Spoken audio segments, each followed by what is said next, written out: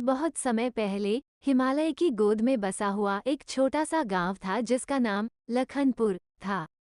ये गांव अपनी हरियाली और सुंदरता के लिए प्रसिद्ध था।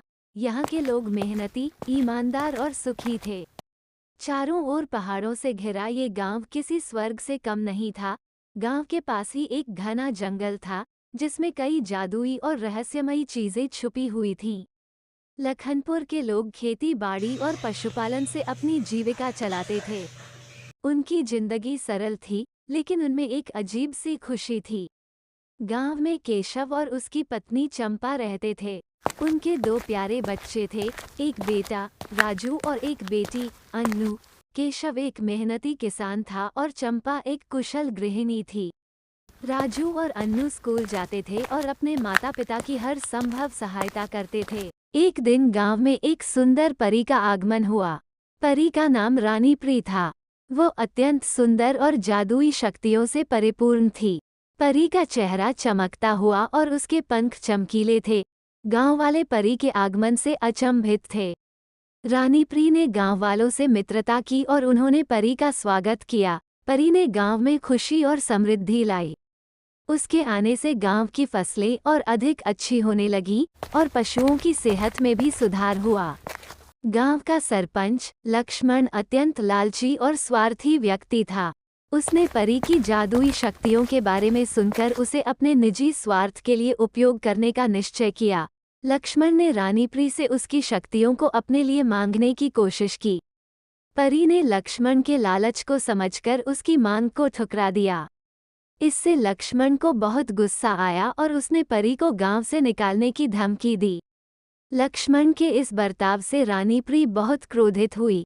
उसने गांव वालों को चेतावनी देते हुए कहा, ये गांव अब श्रापित होगा। जब तक इस गांव के लोग सच्चे दिल से एक दूसरे की मदद नहीं करेंगे और अपनी गलतियों का पश्चाताप नहीं करेंगे, तब तक ये श्राप समाप्त नहीं होगा। ये कहकर परी गांव से चली गई। परी के श्राप के बाद गांव में अजीब घटनाएं होने लगी। फसलों का नष्ट होना, पशुओं का बीमार होना और गांव के लोगों का अचानक बीमार पड़ना आम हो गया। गांव के लोग डर के साए में जीने लगे और परी के श्राप को समाप्त करने के उपाय खोजने लगे। एक दिन केशव ने चंपा से कहा, हमें इस श्राप से छुटकारा पाने का कोई उपाय खोजना होगा। हम अपनी आंखों के सामने गांव को बर्बाद नहीं होते देख सकते। चंपा ने सहमति में सिर हिलाया और बोली, हाँ, हमें मिलकर कुछ करना होगा।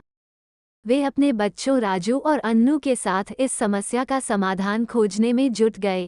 केशव और चंपा ने अपने बच्चों राजू और अन्नू के साथ मिलकर परी के श्राप को समाप्त करने की ठानी। उन्होंने गांव वालों को एकजुट करने का प्रयास किया और सबको समझाया कि हमें एक दूसरे की मदद करनी होगी और अपनी गलतियों का पश्चाताप करना होगा। रानी प्री के श्राप ने केशव और चंपा को भी चिंतित कर दिया। केशव और चंपा ने अपने बच्चों के साथ मिलकर रानी प्री की खोज में जाने का निश्चय किया। उन्होंने गांव के बुजुर्गों से रानी प्री के बारे में और जानकारी प्राप्त की। एक बुजुर्ग ने उन्हें बताया, रानी प्री अक्सर गांव के पास वाले जंगल में आती थी। शायद वो वहीं कहीं रहती हो। केशव, चंपा, राजू और अन्नू ने जंगल की यात्रा की तैयारी की। वे आवश्यक सामान लेकर जंगल की ओर निकल पड़े। जंगल में प्रवेश करते ही उन्हें अजीब आवाजें सुनाई देने लगी। जंगल घना और रहस्यमयी था। रास्ते में उन्हें कई तरह की मुश्किलें आईं, लेकिन वे हिम्मत नहीं हारे। एक दिन जब वे एक विशाल पेड़ के नीचे आराम कर रहे थे, तो अचानक पेड़ के तने से एक जादुई दरवाजा प्रकट हुआ। दरवाजा खुलते ही वे चारों अचंभित हो गए। राजू ने उत्सुकतावश दरवाजे के भीतर झांका और बोला, यहाँ कुछ तो है, चलो देखते हैं। दरवाजे के भीतर घुसते ही वे एक चमकदार गुफा में पहुंच गए। गुफा के अंदर एक सुंदर झरना बह रहा था और चारों ओर चमकते हुए पत्थर थे। गुफा के बीचों बीच एक जादुई फूल खिला हुआ था। अन्नू ने उस फूल को छूने की कोशिश की, तभी एक जादुई आवाज गूंजी। आवाज, सावधान, ये फूल जादुई है। इसे छूने से पहले तुम्हें परी का दिल जीतना होगा। वे गुफा में और आगे बढ़े तो देखा कि रानी प्री एक विशाल पत्थर पर बैठी थी। उसका चेहरा उदास था।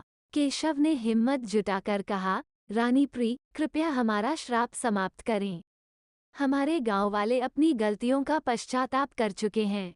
रानी प्री ने उनकी ओर देखा और बोली, तुम्हारे गांव वालों ने अपनी गलतियों से सबक सीखा है और मैं तुम्हारे साहस और काबिलियत को देखकर तुम्हारे गांव से क्षरिप को हटा देती हूँ।